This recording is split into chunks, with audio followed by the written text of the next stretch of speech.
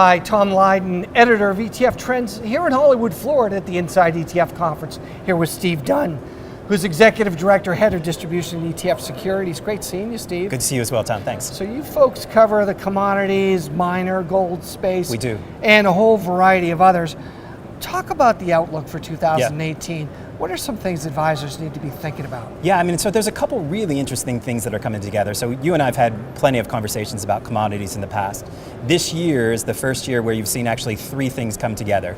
You've seen flows, you've seen interest, right, meaning that people are talking about it, and then you've seen activity in the market itself, trading aspect, right? Yeah. So to me, those three indications, in the past we might have had someone that was interested, but we haven't seen those other aspects. So this could be a really interesting year for commodities. Yeah, interesting. And again, through ETFs, there's a whole variety of ways to get representation. Yeah. You can go strictly with minors. Yep. You also have the ability with glitter, and maybe talk about that for a little bit, because I think that that's fascinating. It's a way to diversify specific metals in their own way. Right? Yeah, in our space, I mean, we give folks access to things like gold, silver, platinum, and palladium, and then you had mentioned glitter.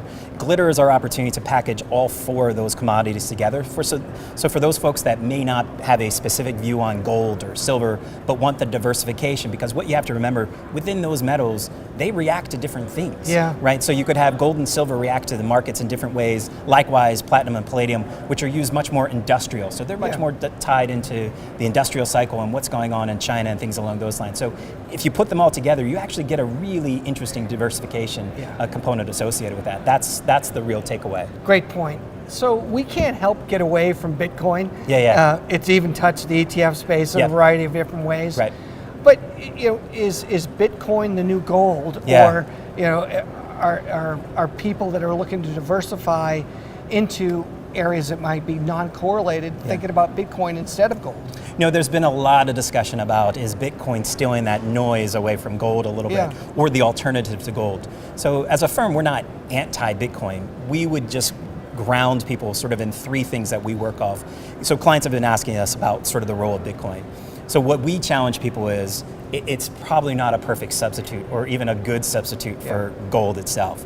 And so you got to remember, gold does a couple things for you. One is, there's a store of value, a component that's associated with gold that you don't get with Bitcoin. The second component is, most people rely on things like gold to sort of manage their portfolio from sort of ups and downs and volatility in the portfolio. Certainly Bitcoin has not done that up until this point. So we've done some interesting studies.